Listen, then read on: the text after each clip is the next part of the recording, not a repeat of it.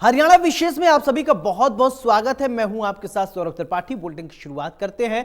चंडीगढ़ में सीएम मनोहर लाल की अध्यक्षता में हुई पावर परचेज कमेटी की बैठक में 8 एजेंडों पर चर्चा हुई। इसमें से 5 टेंडर फाइनल किए गए हैं। बैठक के बाद सीएम मनोहर लाल ने आपको बता दें कि कहा है कि जानकारी देते हुए कहा कि 5 टेंडर के लिए 92 करोड़ रुपए की खरीदी होगी। और सीएम मनोहर लाल ने कहा कि नेगोशिएशन से 3 करोड़ रुपए की बचत हुई है। इसके अलावा वहीं एसपी कमीशन के गठन पर सीएम मनोहर लाल ने कहा कि कमीशन का गठन समय की मांग है। सीएम मनोहर लाल ने कहा कि कमजोर वर्ग की समस्याएं कमीशन के जरिए पहुंचाई जाएंगी। कमीशन का लाभ समाज को जरूर मिलेगा। नमस्कार sir. High power purchase committee की मीटिंग वैसे तो महीने भर बात करते हैं, लेकिन विशेष कारण से थोड़ा जल्दी करनी पड़ गई थी, क्योंकि जो हमारे पावर प्लांट्स हैं उन पावर प्लांट्स में जो पोल्यूशन के कारण से जितना एमिशन धुएं का हो रहा था उसके कारण से एक टाइमलाइन उसकी तय की गई थी। एनजीटी ने टाइमलाइन तय की थी, उसके कुछ ऑपरेटर्स है उसको खरीदना था और साथ में कुछ बैंडविड्थ सर्विसेज, इसका भी एक महत्वपूर्ण टेंडर था। कुल 8 आइटम में से 5 आइटम्स का आज एक प्रकार से फाइनल हुए हैं टेंडर्स। जो बैंडविड्थ का था वो 21 उसकी कैटेगरीज थी, अलग अलग स्थानों पर। पंचकुला का अलग था, गुरुग्राम और फरीदाबाद का अलग था और बाकी हरियाणा का एक अलग टेंडर था। तो तीनों जगह अलग अलग बैंडविड्थ 10 मेगाबाइट्स का, 20 megabytes, 50 megabytes, 100 megabytes, 500 megabytes, 1000 megabytes, तो ऐसे अलग अलग प्रकार की कैटेगरीज थी और कई उसमें वेंडर्स थे। और इसी प्रकार से सभी जो 5 टेंडर्स हैं उसमें 92 करोड़ रुपए की परचेज एक बार की गई है, जिसमें कुछ रेट कॉन्ट्रैक्ट भी है, परचेज भी है और जो नेगोशिएशन के माध्यम से लगभग 3 करोड़ रुपए की बचत आज हुई है, ऐसा कह सकता हूं। देखिए, एससी कमीशन का जो गठन हुआ है वो बहुत समय की मांग थी। सामान्यतः इस प्रकार के जो कमजोर वर्ग की जो भी हमारे समाज के वर्ग हैं उनके साथ ठीक से न्याय हो, सब तरह का उसको सरकारी चीजों की सुविधा उनको मिल रही है, उनकी जो शिकायतें होती हैं समाज की ओर से कमीशन के माध्यम से हमारे तक पहुंचाई जाती हैं और उनकी जो रिकमेंडेशंस होती हैं उस हिसाब से हम काम करते हैं, तो इसका लाभ समाज को जरूर मिलेगा और समाज में सब सरकारी योजनाओं का जो स्कीम्स का लाभ उनको मिले या समाज की ओर से भी कई बार कोई अपेक्षाएं होती हैं वो हमारे तक पहुंचेगी तो हम उस अनुसार काम करेंगे। साथ ही सीएम मनोहर लाल ने कहा कि 1000 एकड़ जमीन की खरीद की गई है और ई भूमि पोर्टल से बहुत फायदा हुआ है। जमीन अधिग्रहण में कठिनाई आती है और उन्होंने कहा कि फतेहाबाद और चरखी दादरी में जेल बननी है। दोनों जेल के लिए जमीन खरीदी है और सीएम मनोहर लाल ने कहा कि 26 जनवरी को 75 स्थानों पर कार्यक्रम होंगे। हमने 75 जगहों पर उत्सव मनाने का फैसला किया है। देखिए, ये जो राष्ट्रीय उत्सव होते हैं, चाहे वो 15 अगस्त है, 26 जनवरी है, तो ऐसे अवसर पर ज्यादा से ज्यादा लोगों तक रीच बनाई जाए और जो भी चाहे शिक्षा जो संस्थान है उनके माध्यम से अथवा जो एडमिनिस्ट्रेशन के माध्यम से कार्यक्रम का आयोजन होता है। पहले केवल 22 जिला केंद्रों पर प्रदेश की ओर से मनाए जाते थे, अब हमने उसकी संख्या 75 कर दी है। पिछली बार 15 अगस्त 2022 को भी और अभी 26 जनवरी 2023 के ये सभी कार्यक्रम 75 स्थानों पर हो रहे हैं और हम कोशिश करेंगे कि लगातार ये भी कंटिन्यू रखें और आगे कैसे इसका विस्तार किया जा सकता है ताकि बच्चों को स्कूलों में, नौजवानों को भी और बाकी जनता के लोग जितने ज्यादा वहां आएंगे, एक राष्ट्रीय उत्सव में एक राष्ट्रीय विचारधारा से, देशभक्ति से विचार जो है वो प्राप्त करते हैं। एक अच्छा प्रयोग, क्योंकि अब ये जो लैंड एक्विजिशन का जो एक्ट बना है उसमें बहुत ही कई प्रकार की कठिनाइयां उसमें आती थी, लेकिन ये प्रयोग सफल हुआ है। 1000 एकड़ से ऊपर अभी पिछले दिनों में हम खरीद चुके हैं।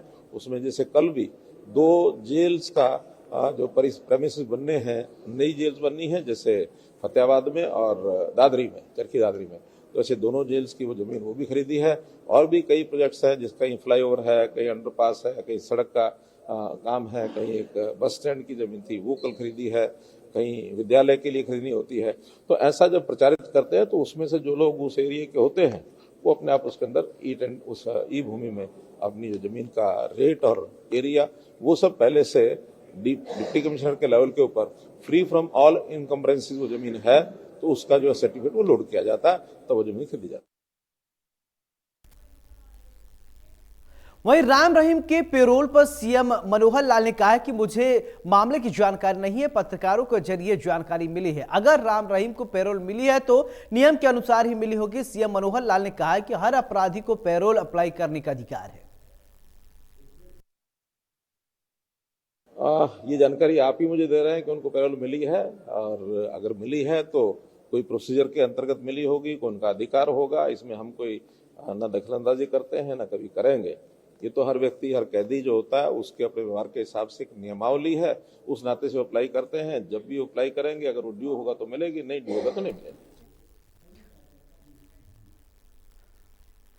उधर हरियाणा के जेल मंत्री रणजीत चौटाला ने इंडिया न्यूज हरियाणा से खास बातचीत की है। राम रहीम की पेरोल पर रणजीत चौटाला ने कहा है कि नियमों के तहत राम रहीम को पेरोल दी गई है। उन्होंने कहा है कि इस साल में 3 बार पेरोल दी जा सकती है। साथ ही हरियाणा में कहा है उन्होंने, रणजीत चौटाला ने कहा कि फतेहाबाद में 40 एकड़ जमीन से ज्यादा नई जेल के निर्माण के लिए लैंड परचेज कमेटी की मीटिंग में मंजूरी मिल गई है।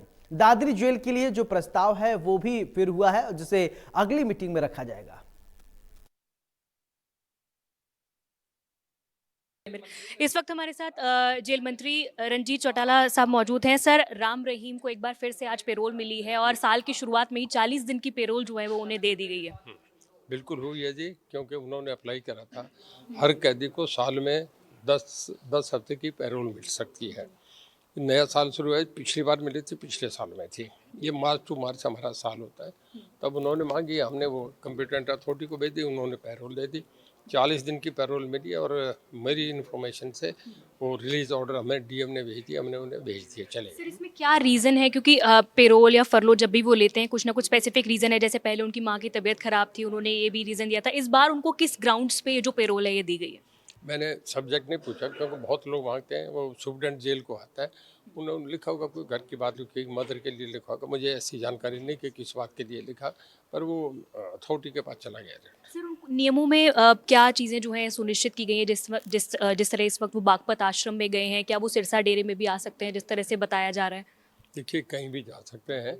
वो अपनी मर्जी होती है वो लिख के देते हैं। उसके बाद जो अथॉरिटी है वो डिसाइड करती है कहाँ भेजना चाहिए। क्योंकि बाबा के मामले में थोड़ा सा लैंड ऑर्डर का मामला है, बाकी के किसी में तो देखा ही नहीं जाता। या कोई गैंगस्टर्स का मामला हो तो उसमें देखा जाता है। ये डिफरेंट अलग अलग केसेस का मामला है। सर, पिछली बार जब वो पेरोल पे बाहर आए थे तब उन्होंने ऑनलाइन सत्संग भी किए थे, कई अपने गाने भी उन्होंने बाहर आकर रिलीज़ किए थे और इस पर विपक्षी दलों ने भी आपत्ति जताई थी। जो महिला आयोग है उन्होंने भी आपत्ति जताई थी, क्योंकि महिला यौन शोषण में वो अंदर है। तो इस तरह के जो आपराधिक प्रवृत्ति के लोग हैं, नियमों में बदलाव किया जाना चाहिए। उन्होंने कहा था कि इस तरह की छूट जो है वो नहीं दी जानी चाहिए कि इस तरह आम लोगों से उनका कॉन्टैक्ट हो। तो क्या इस बारे में जेल विभाग कुछ सोच रहा है? देखिए, जेल विभाग ये नहीं डिसाइड करता। ये तो मैंने बताया ना आपसे, अथॉरिटीज़ हैं वो करेंगे। जिन्होंने पैरोल दी है, जेल में हम कभी किसी को पैरोल नहीं देते। जेल का हमारा खाली ये मामला है कि जेल की चारदीवारी तक उसको रखना, उसकी सुरक्षा रखना, ये हमारा काम है। सर, अंबाला जेल में कल एक वाकया सामने आया जिसमें एक महिला कैदी पर गोली चली। क्या इन्वेस्टिगेशन है जो अब तक आगे पहुंची है?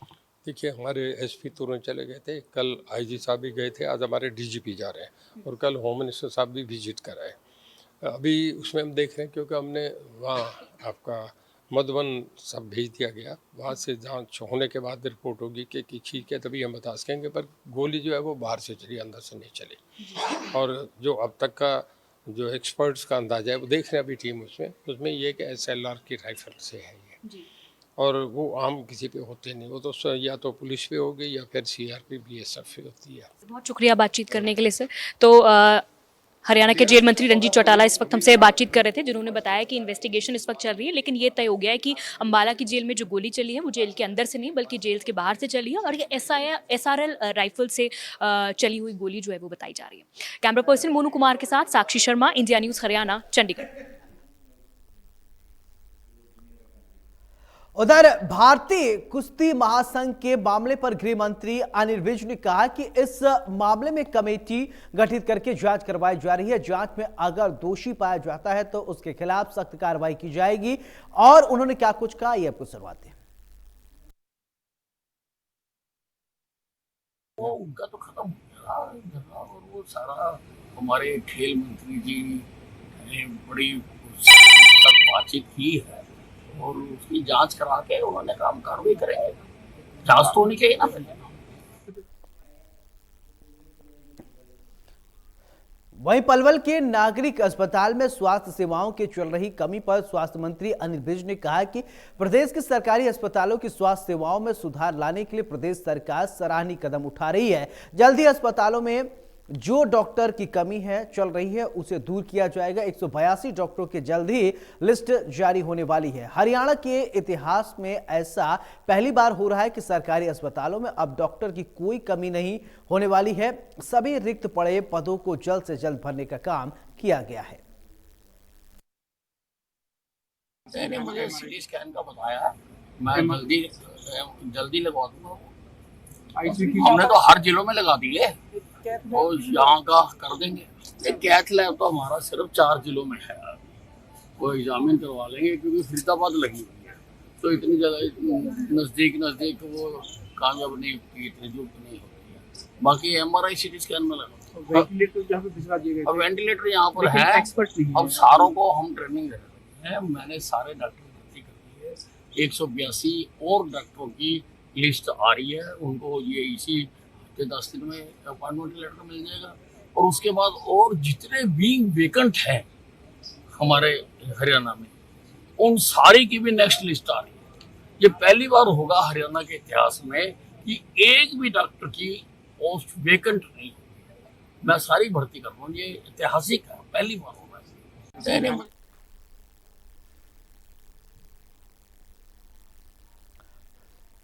उधर केंद्रीय राज्य मंत्री कृष्णपाल गुर्जर ने कहा कि जो लोग आलोचना करते हैं वो काम नहीं करते हैं और कांग्रेस हमेशा आलोचना का काम करती है। कांग्रेस अपने अतीत में झांक कर देखे तो उन्होंने किस तरीके से एक काम जनता के लिए किए थे। उनके नेता जेल में गए थे और यहाँ पर बीजेपी का वर्तमान निष्कलंक है। देश को बीजेपी किस दिशा में ले जा रही है ये किसी से छिपा नहीं है। कांग्रेस का अतीत काला है और वो अपने अतीत को देखेंगे तो उन्हें काला दिन याद आ जाएंगे। मैं किसी के बारे में, देखिए, हमारा मकसद किसी की आलोचना करना नहीं होता। जो आलोचना करते हैं वो काम नहीं करते, जो काम करते हैं वो किसी की आलोचना नहीं करते। कांग्रेस की फितरत रही है आलोचना करना, लेकिन वो अपने काले अतीत को देखें और काले अतीत को देखेंगे तो उनको अपने दिन याद आ जाएंगे कि उनका अतीत कैसा था। यहाँ वर्तमान निष्कलंक है, निष्कंटक है। आज किस इरादे के साथ देश को आगे बढ़ाया जा रहा है और उनका अतीत देखिए, भ्रष्टाचार कालिखों से घिरा हुआ अतीत और आखंड भ्रष्टाचार में डूबा हुआ उनका नेतृत्व, जेलों में जाते हुए उसके मंत्री, जरा उसको भी याद कर लें अपने अतीत को कि उन्होंने देश को क्या दिया।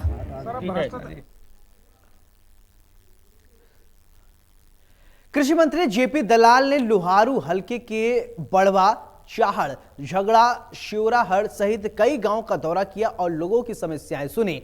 बता दें कि समाधान के निर्देश दिए गए। इस मौके पर कृषि मंत्री ने कहा कि पाले से प्रभावित फसलों की स्पेशल गिरदावरी कराकर सरकार की नीतियों के अनुसार किसान के जो भी नुकसान हुए हैं उसका भरपाई किया जाएगा और बताया जा रहा है कि चिंता करने की जरूरत नहीं है।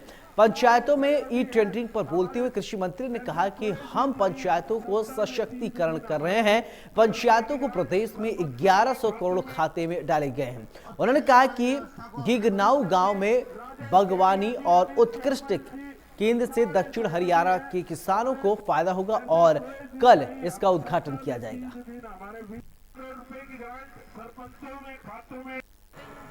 और पहले वाली व्यवस्था को हमने राजेश केडिया जी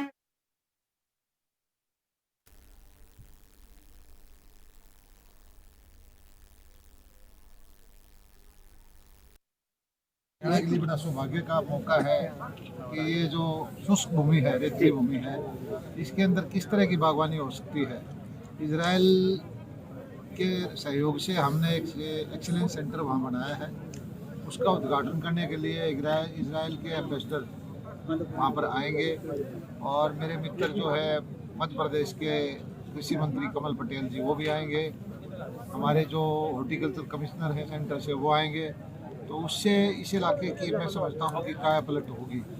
तो हमारा महेंद्रगढ़ है, बारडा है, तोशाम है और ये राजस्थान के इलाके भी किसान समझेंगे कि भी किस तरह की खेती बागवानी की, किस तरह की फूलों की, फलों की सब्जी करनी की खेती करनी चाहिए। और इस सेंटर से हर सीजन में 50 लाख पौध तैयार करके किसानों को सस्ते रेट पे देंगे। और यहाँ पर हमारे वैज्ञानिक भी बैठेंगे और बागवानी की विधियाँ जो है किसानों को समझाएंगे। जो हमारा लक्ष्य है नरेंद्र मोदी जी का किसानों की आमदनी बढ़ाने का, उस लक्ष्य की प्राप्ति में ये सेंटर एक मील का पत्थर साबित होगा। आज जो यहाँ कार्यक्रम था, हमारे चुने हुए पंचायतों के प्रतिनिधि, चेयरपर्सन बैठी है नीता जी, वाइस चेयरपर्सन और यहाँ के जिला पार्षद और बीडीसी चेयर के मेंबर, सरपंच। खुशी की बात यह है कि हम पंचायतों का सशक्तिकरण कर रहे हैं। सबको हमने 1100 करोड़ रुपया सीधा डाल दिया है।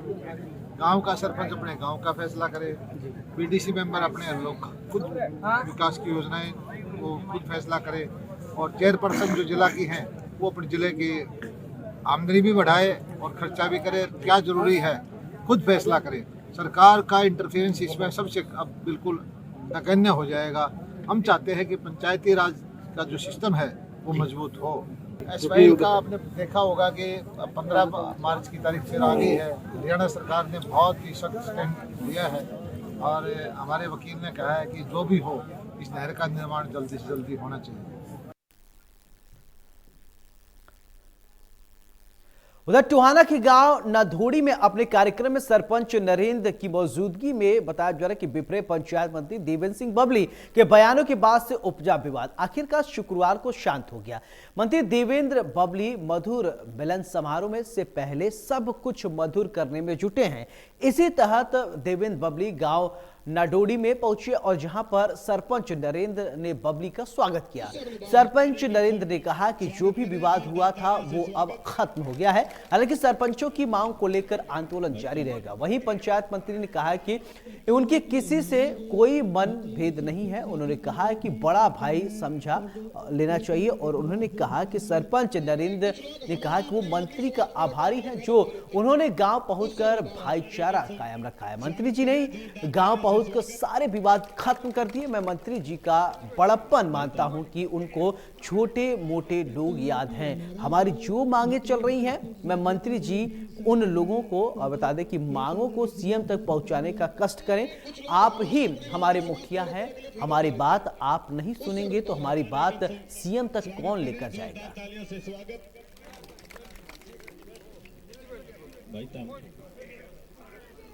कहता हूँ कि हमारा जो मतलब सरपंच साथियों का जो भी संगठन है और जो बिल्कुल देखिएगा वहाँ कुछ पॉलिटिकल लोग अपनी राजनीति कर रहे थे। हमारे नए चुने सरपंच हैं, भ्रमित कर लिया जाता है कई बार। अच्छे साथी हैं और आगे मिलकर बढ़ेंगे। गांव के विकास के लिए एक उनका ये अच्छा, मैं कहूँगा कि उन्हें जो पंचायतें बढ़कर आई हैं सरपंचों को और हमारे सरपंच को ये महसूस हुआ कि हमने गाँव को आगे बढ़ाना है, लोगों की भ्रमति बनाना है। उनका स्वागत है सबका। मैं तो बार बार आप लोगों के चैनलों के माध्यम से पूरे हरियाणा प्रदेश के हमारे चुने प्रतिनिधियों का स्वागत कर रहा हूं। उनका अभिनंदन किया है। उनसे अनुरोध कर रहा हूं कि आप इस एक बार जो प्रणाली सरकार ने लागू की है, ये प्रदेश हित और जनहित है, इसमें काम करें। बिल्कुल देखिएगा वहाँ कुछ पॉलिटिकल लोग अपनी राजनीति कर रहे थे। उधर जेजेपी प्रमुख अजय चौटाला बहादुरगढ़ पहुंचे और पूर्व मंत्री मांगे राम राठी के बेटे जगदीश नंबरदार के निधन पर शोक जताया और उनके परिवार से मिलकर मामले में उचित कार्रवाई का आश्वासन दिया। जगदीश नंबरदार सुसाइड केस में परिजनों ने बयान के आधार पर पुलिस ने इनेलो प्रदेश अध्यक्ष नफे सिंह राठी समेत 6 लोगों के खिलाफ आत्महत्या के लिए मजबूर करने का मामला दर्ज किया हुआ है। पत्रकारों से बातचीत करते हुए अजय चौटाला ने कहा कि जो जैसा करेगा वैसा भरेगा।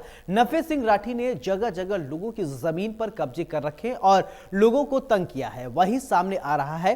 बता दें कि जगदीश नंबरदार सुसाइड मामले से पहले एक ऑडियो क्लिप वायरल हो रहा था और सारी व्यथा बताई गई थी। परिजनों ने भी अजय चौटाला से नफे सिंह राठी समेत अन्य आरोपियों की जल्द गिरफ्तारी की मांग की है, जिस पर अजय चौटाला ने परिवार को उचित आश्वासन दिया।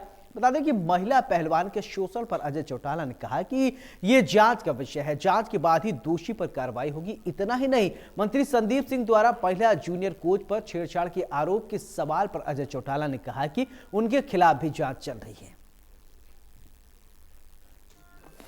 बहादुरगढ़ को पता है, सारी बात बाकायदा रिकॉर्डेड है। इससे बड़ा ही और घटना क्या हो सकती है। तारीख के लिए तो आज शहर भी बंद है, मेरे ख्याल बंद 2 घंटे बंद है। मुझे इस साजिश में कैसे आप समझाओ ना, कैसे खुद सारी चीज़ डिक्लेयर करके गया हुआ है। इसमें बीजेपी और जेजेपी की साजिश कहाँ से इन्वॉल्व हो? जो जैसे कर्म करेगा वैसे भरेगा। पूरा शहर कह रहा है, मैं नहीं कह रहा, जगह जगह ये जो कब्जे किए हुए हैं, लोगों को तंग परेशान कर रहे हैं, वो उनके सामने आ रहे हैं। अच्छा, तो पूरे बहादुरगढ़ को पता है, सारी बात बाकायदा रिकॉर्डेड है। इससे बड़ा ही और घटना क्या हो सकती है। तारीख के लिए तो आज शहर भी बंद है, मेरे ख्याल बंद 2 घंटे बंद है। मुझे इस साजिश में कैसे आप समझाओ ना, कैसे खुद सारी चीज़ डिक्लेयर करके गया हुआ है। इसमें बीजेपी और जेजेपी की साजिश कहाँ से इन्वॉल्व हो? जो जैसे कर्म करेगा वैसे भरेगा। पूरा शहर कह रहा है, मैं नहीं कह रहा, जगह जगह ये जो कब्जे किए हुए हैं, लोगों को तंग परेशान कर रहे हैं, वो उनके सामने आ रहे हैं। अच्छा, हरियाणा सरकार की ओर से कैथल मेडिकल कॉलेज का नाम भगवान परशुराम के नाम से नोटिफिकेशन जारी कर दिया गया है। सांसद कार्तिकेय शर्मा ने कैथल मेडिकल कॉलेज का नाम भगवान परशुराम पर रखे जाने को लेकर सीएम मनोहर लाल का आभार जताया है। आपको बता दें कि करनाल में भगवान परशुराम महाकुंभ के दौरान सीएम मनोहर लाल ने घोषणा की थी कि कैथल मेडिकल कॉलेज का नाम भगवान परशुराम मेडिकल कॉलेज होगा। मैं माननीय मुख्यमंत्री जी का धन्यवाद करना चाहता हूं कि कैथल में जो मेडिकल कॉलेज स्थापित हो रहा है उसका नाम परशुराम जी, भगवान जी के नाम पर रखा जा रहा है। और उन्होंने ये घोषणा पिछले महीने परशुराम महाकुंभ के अंदर की थी। तो मैं आज उनका आपके माध्यम से धन्यवाद करना चाहता हूँ कि उन्होंने ये काम, इसकी नोटिफिकेशन आज जारी हो गई है और अधिसूचना की जारी होने के बाद अब ये जल्दी एक रियलिटी बन गई है। जो हमारी कई डिमांड थी उनमें से एक की पूरी कर दी है और इसके लिए माननीय मुख्यमंत्री जी का बहुत। बराड़ा में जिला युवा संगठन की ओर से 24वां लोहड़ी पर्व कन्याओं के नाम महोत्सव का 11वां जागरूक महिला सम्मान समारोह का आयोजन किया गया। कार्यक्रम में नगर निगम अंबाला की मेयर शक्ति रानी शर्मा ने मुख्य अतिथि के रूप में शिरकत की। कार्यक्रम में 9 जन्मी कन्याओं को सम्मानित किया गया। साथ ही शिक्षा और अलग अलग क्षेत्रों में काम करने वाली महिलाओं को संगठन की ओर से सम्मानित किया गया। अपने संबोधन में मेयर शक्ति रानी शर्मा ने कहा कि आज कोई भी ऐसा क्षेत्र नहीं है जहां महिलाएं नहीं है। महिलाएं आज पुरुषों के साथ कंधे से कंधा मिलाकर कार्य कर रही हैं, अपना और अपने परिवार का नाम रोशन कर रही हैं। मेयर शक्ति रानी शर्मा ने कहा कि अंबाला की तर्ज पर बराड़ क्षेत्र भी स्वास्थ्य सुविधाएं देने के लिए मेडिकल कैंप लगाए जाएंगे ताकि इस क्षेत्र के लोग भी मेडिकल कैंप से स्वास्थ्य सुविधाओं का लाभ ले सके। एजुकेशन दे रही बच्चों को और हेल्थ के लिए भी बहुत कुछ कर रही है, पर हम हर चीज़ सरकार के ऊपर नहीं छोड़ सकते हैं। हमारे भी कुछ फर्ज हैं, हमको भी कुछ अपना दायित्व निभाना चाहिए। अगर हम कुछ आपके लिए कर सकें आपके द्वार पे आके, तो ये हमारी खुशकिस्मती होगी। तो मैं चाहूँगी कि जब हम नेक्स्ट बहुत जल्दी आपके शहर में कैंप लगाएंगे और आप सब वो सुविधाएँ उठा सकें जो हम अम्बाला में अपने शहरवासियों को दे रहे हैं, चाहे वो आँखों का ऑपरेशन हो, आँखों में लेंस डालने हो, या हड्डियों का मामला हो, या हार्ट से रिलेटेड हो, हर चीज़ आप सबको यहाँ पर मैं देना चाहूँगी और मुझे उम्मीद है कि आप सब उसका फ़ायदा उठाएंगे। इसी के साथ हरियाणा विशेष में मेरे साथ फिलहाल इतना ही। नमस्कार।